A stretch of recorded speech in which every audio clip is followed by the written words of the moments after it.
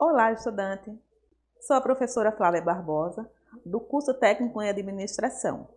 Hoje, estamos iniciando a primeira unidade da disciplina de gestão de pessoas, né? Então, vamos ter a oportunidade de conhecer um pouco, né, sobre a primeira unidade, né? Também vamos falar sobre um tópico muito importante, né, e relevante dentro das organizações, que é uma relação entre pessoas e organizações, que são o planejamento estratégico dentro das empresas, né? Então, algo muito importante que vocês vão ter a oportunidade de conhecer dentro do e-book, vai enfatizar bastante esse assunto, que é de extrema importância. E para termos mais embasamento sobre a unidade, hoje nós vamos também ter a oportunidade, né, que vocês vão acompanhar junto comigo, a entrevista com o nosso convidado, o professor de Recursos Humanos, também de Administração, o professor Elber Cabral, né? Então, ele vai contribuir com algumas experiências na disciplina, que com certeza vai ajudar a contribuir muito, né, para o conhecimento de todos, ok? Seja bem-vindo, professor Elber. É um prazer. Obrigado, professora. Obrigado a você, estudante.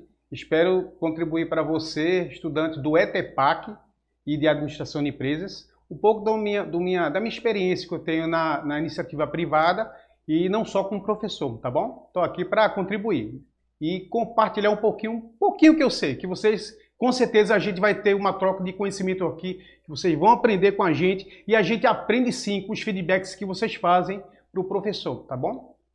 Obrigada, professor. Muito, muito importante, né, sua participação nessa primeira unidade, né? Então, para iniciar, professor, as organizações, ela depende das pessoas que constituem para atingir seus objetivos e cumprir suas missões, né? Então, a gente sabe o quanto as empresas ela têm os objetivos, suas metas, isso é muito importante dentro de uma organização. E os profissionais também, né, os funcionários também, eles fazem parte, né? E eu gostaria de perguntar ao senhor, com base nessa fala, como ocorre o processo do planejamento estratégico dentro das organizações? Você pode contribuir conosco? Claro. Bom, vamos lá. O planejamento estratégico, primeiro vamos dar ré um pouquinho e saber que dentro do planejamento existem 3 categorias, não é? Que é o planejamento estratégico. Você que é estudante deve ter já aprendido no início dessa competência, desse capítulo? Essa é a primeira unidade. Agora ele vai ver durante todas as outras unidades, né, a gente vai enfatizar todas as fases. Então você vai entender que existe o planejamento estratégico, que é o que é feito a longo prazo, o tático, que é médio prazo, tá certo? E o operacional, que está mais ligado à atuação diária do trabalhador, as atividades mais rotineiras. E quando eu escuto planejamento estratégico sob a perspectiva dos recursos humanos, isso me traz uma certa alegria. Sabe por quê? Porque quando a gente falava até pouco tempo, não só até pouco tempo, até atualmente diante de empresas que têm uma perspectiva muito pequena, um olhar muito pequeno sobre o tipo de empresa que quer sobreviver no mercado. Por quê? Como é que se vê pequeno? É enxergar o profissional de RH como um gerador de custos, ok? Então, ele é apenas um gerador de custos, ele não faz parte do planejamento estratégico da empresa. Se a empresa está pensando em longo prazo, ela tem que entender que o componente principal, importantíssimo para a empresa, ele é simplesmente o ser humano. É o ser humano que é a mola propulsora do desenvolvimento de qualquer empresa. Então você vê, quando a gente fala em planejamento estratégico, a gente pensa em situações pontuais como a criação do próprio código de ética. Quando você fala em código de ética, você fala na implantação de um manual de condutas que o trabalhador deverá se pautar, se olhar para ele, saber que vai ter que agir daquela forma. Esse código de ética, ele vai estar embasado na missão, visão e valores que a empresa determina, tá certo? O que acontece? Quando a empresa ela busca implantar sua missão, visão e valores, que vocês devem observar isso Você vê muito isso em empresa grande. No entanto, qualquer empresa, seja qual for o porte, ela deveria sim prezar para implantar essa visão, essa missão, visão e valores. Porque é exatamente aí que você vai conseguir passar para o trabalhador como é que a empresa enxerga o mundo, como é que a empresa quer agir junto aos seus stakeholders, que são os parceiros, todo mundo que tem alguma relação com a empresa, sejam os próprios trabalhadores, sejam os fornecedores, sejam os clientes, o governo, a comunidade, então os acionistas. Então quem estiver envolvido com a empresa merece um respeito, merece um tratamento igualitário, não no tocante a tratamento igual, mas num tratamento onde as pessoas, a empresa entenda as especificidades, tá certo, de cada ente dessa parceria e procure trazer de fato os valores, perpetuando para todo mundo dentro dessa cadeia entre esses stakeholders. E dessa forma o trabalhador vai perceber que ele vai participar de um planejamento a longo prazo, na transformação da cultura organizacional, que já é outra coisa, já é outro conceito que o estudante vai estar aprendendo isso ao longo do tempo. Isso. Que a cultura é o quê? A cultura é, quando você fala alguém culto, não é alguém inteligente, é alguém que tem uma cultura, ele aprendeu os costumes, os hábitos de uma determinada comunidade, que ele adquiriu, absorveu através do tempo, tá certo? Dentro de uma comunidade, com seus pais, com a sua família, com a sociedade, com o governo. E essas condutas, elas vão até ser materializadas através das leis. Não? É por isso que a cultura muda. Se a cultura muda, uma lei que hoje você vê que ela é legal, antigamente ela não fazia sentido. Eu fiz um livro sobre ética recente que eu abordei uma conduta bem fora de nossa realidade, onde o casamento poderia ser rescindido, poderia ser cancelado caso a moça não fosse virgem. Você vê que coisa mais absurda. E isso ainda estava vigente no nosso Código Civil até na meados da década de 2000, tá certo? Então, assim, se antes isso fazia parte da moralidade vigente da época, a lei estava de acordo com a moralidade. Só que a percepção atual, ela é outra, ela mudou, então uma lei não poderia continuar vigente sob essa perspectiva, tá certo? Então, se a cultura muda ao longo do tempo, a cultura dentro das empresas também deve mudar ao longo do tempo, tá certo? E como ela muda ao longo do tempo, você tem que trazer esses valores atuais. É por essa razão, Flávia, que os códigos de ética, eles não podem estar engessados, eles devem estar sendo mudados paulatinamente, eventualmente a cada 2 anos, a cada 3 anos. Isso vai depender do que a empresa enxergar de necessidade de mudança de acordo com o ambiente externo, certo? Ou seja, ele digamos assim, a cada 2 anos ele sofre uma alteração, algumas alterações. Exatamente. Logicamente, se tiver tudo ok, tudo perfeito e nada se mudou, então que vamos manter. Vamos manter, né? Não é que quer dizer que time que está ganhando se muda, não. Deve mudar, sim. No entanto, a gente tem que saber o que é que a gente deve mudar. Se mudar, a gente tem que mudar para melhor. Não é mudar por mudar. Mudar por mudar, às vezes você, nessa necessidade de estar oxigenando a empresa, você vai trazer algumas condutas algumas imposições desnecessárias, que o próprio trabalhador não vai ver muita lógica em determinada mudança. Entendi. Dentro da realidade dele na empresa, tá certo? Certo. Bom, ótimo, maravilhoso, professor, a sua fala.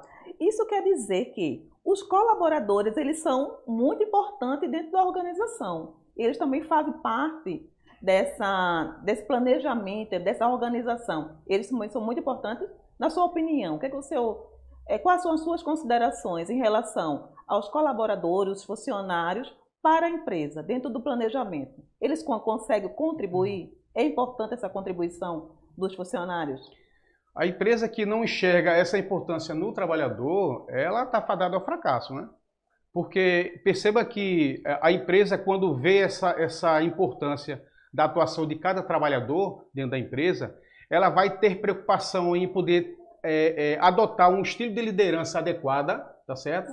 Porque existem estatísticas que falam que grande parte da evasão organizacional que alimenta o famoso turnover, né, que isso não é muito saudável, que é a rotatividade de funcionários muito grande, um índice muito alto, é o gerente carne de pescoço. É o gerente ruim, é o gestor ruim, é o gestor que não escuta, não faz uma escuta ativa com o seu trabalhador, seu funcionário, seu liderado. Então, a empresa, quando vai implantar o próprio código de ética, vai implantar também as políticas, ele tem que se ater à política de que tipo de liderança que ele quer ter junto aos seus gestores, tá certo? Por quê? Porque ele tem que aproveitar o potencial que cada trabalhador traz para si. Cada cabecinha é um mundo. Você tem uma maturidade, tem uma experiência, a professora Flávia tem, eu tenho, todos têm algo a ensinar, algo a compartilhar. Então, e isso, assim, traz eu posso remeter isso também a outro trecho, que a diversidade, por exemplo. A diversidade é algo que é interessante você entender que a diferença entre as pessoas, seja raça, seja cor, etnia, opção sexual, a pessoa com deficiência, não interessa qual a diferença. Essas diferenças devem ser aproveitadas em prol da empresa. Todo mundo tem o que acrescentar, o que agregar valor, entendeu? Então, quando você tem um estilo de liderança adequado, obviamente que isso vai assim. O estilo de liderança não tem que ser necessariamente apenas democrático. Ele pode oscilar entre autocrático, quando os trabalhadores ainda não conhecem, precisam se apropriar ainda de determinado conhecimento. Aí você vai, às vezes, ser um pouco autocrático, mas também, quando perceber que o trabalhador já está ciente do que ele deve fazer, como deve fazer, então bora ser democrático para permitir que ideias novas possam surgir. E é isso que é o combustível para a empresa, para todo tipo de empresa, tá certo? Daí a real necessidade de você entender a importância do trabalhador. Maravilhoso, né? O senhor falando nessa fala que o senhor acabou de compartilhar conosco, eu pude lembrar numa época que eu trabalhei numa empresa privada, né? E eu tive uma colega que ela iniciou como operadora de telemarketing. Né? E foi bem interessante, né? E assim, em um curto período, ela passou de operadora de telemarketing, foi assistente administrativa, depois ela foi encarregada e ela chegou ao cargo, né, de gerência. Isso foi muito bom, essa experiência que serviu assim, de exemplo para outros funcionários que estavam dentro da empresa. E a gente pode ver assim, aquela dedicação, né, daquele profissional que estava ali. E que faz na verdade, faz toda uma diferença. Né? O senhor, como o senhor citou muito essa questão da organização, da empresa, das estratégias, pode citar para nós um exemplo prático que o senhor já vivenciou, né, para que possa compartilhar conosco? Eu lembrei agora de uma necessidade de mudança dentro do planejamento organizacional. O exemplo, por exemplo, a gente teve um exemplo recente dentro da Petrobras, que quando a gente teve aquele problema sério, né, do Petrolão, dos escândalos que houve na Petrobras, a Petrobras já existia um programa de compliance. O compliance é a normatização, a necessidade de você olhar para as regras internas, se o código de ética está sendo seguido, se não é apenas o código de ética para inglês ver, não é apenas o código de ética que está lá no papel e os funcionários sequer conhecem os valores da empresa. Tem que entender que as regras estão sendo seguidas no aspecto interno, mas também no externo. Tem que saber se a legislação está sendo atendida, não está pagando multa. E esse compliance vai atrair investidor, acionista. E o que acontece? A Petrobras já existia esse programa implantado, no entanto, houve aquele problema sério dos escândalos e ele teve que refazer um planejamento estratégico severo, de forma a mudar esse posicionamento frente à própria sociedade. A reputação teve que ser reconstruída e aí eles fizeram um trabalho sério de planejamento. Ou seja, o planejar é isso, né? A gente faz, o que é que a gente coloca no planejamento? O nosso objetivo e todos os meios que a gente deve fazer ali para alcançar esses objetivos, estabelecendo as metas e estabelecer os recursos materiais, humanos, financeiros. E quando você estabelece isso, você consegue atingir e mudar, refazer o planejamento e atingir aquilo que você estava buscando. No caso da Petrobras, a mudança de reputação. E ela conseguiu fazer, ela mudou o compliance, ela implantou canais de ouvidoria, que não existiam canais de ouvidoria, onde o próprio trabalhador pode ligar, ele não precisa, ele pode ficar anônimo, ele vai, liga, fala, acho que está vendo alguma coisa errada aqui e acolá, tá certo? Bom, e isso aí muda e muito em relação à própria percepção dos acionistas, já mudou, então já oscilou bastante o valor da ação da Petrobras, tá certo? E vejo como uma ação severa dessa muda e gera resultados. Ah, ótimo, professor. Foi assim, maravilhoso, né? Ter esse bate-papo com o senhor, né? Assim, poder esclarecer algumas dúvidas, né? E trazer novas informações, né? Que certamente vai agregar muito, né? Para o nosso conhecimento. Então, eu gostaria de agradecer ao senhor, em nome dos nossos alunos, né? Que estão compartilhando, que estão ouvindo, estão assistindo também a nossa videoaula. E para finalizar, eu gostaria de que o senhor pudesse deixar uma mensagem, uma reflexão para os nossos alunos. Bom, eu acredito que você, por estar aí, já está arregaçando a manga, você já está fazendo algo diferente, você está lutando, está estudando, está se qualificando. E isso aqui é importante, que você não só escutou o outro falar, você já está agindo. E a gente conta com você, estudante, para que a gente possa fazer um mundo melhor, né? Um mundo melhor o quê? Todo mundo se capacitando, procurando ser um bom profissional, que quando você é um bom profissional, você conclui a formação, o diploma não é um presente, é um dever que você adquiriu de exercer, compartilhar sua experiência para todo mundo, seja na vida pessoal, seja na vida profissional, tá bom? Foi um prazer estar aqui, obrigado pelo convite, Flávia, e obrigado a você, estudante. Obrigada, professor. E aí, estudante? Gostaram do bate-papo com o professor Elber? Né? Foi muito enriquecedor, né? Certamente você vai ter embasamento para toda essa primeira unidade e você já vai estar bem preparado, certo?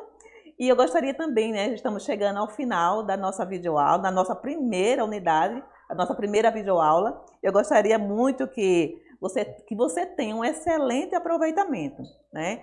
Eu gostaria que você não esqueça de ouvir o podcast, de assistir a videoaula e contribuir com suas observações no AVA, tá? Isso é muito importante, as suas contribuições, vocês sempre estão sinalizando o que vocês precisam. Se tiver alguma dúvida, estamos, né? Disponível a auxiliar todos que estejam precisando de nossa ajuda, tá bom? Então, eu desejo para vocês uns bons estudos e até breve, ok?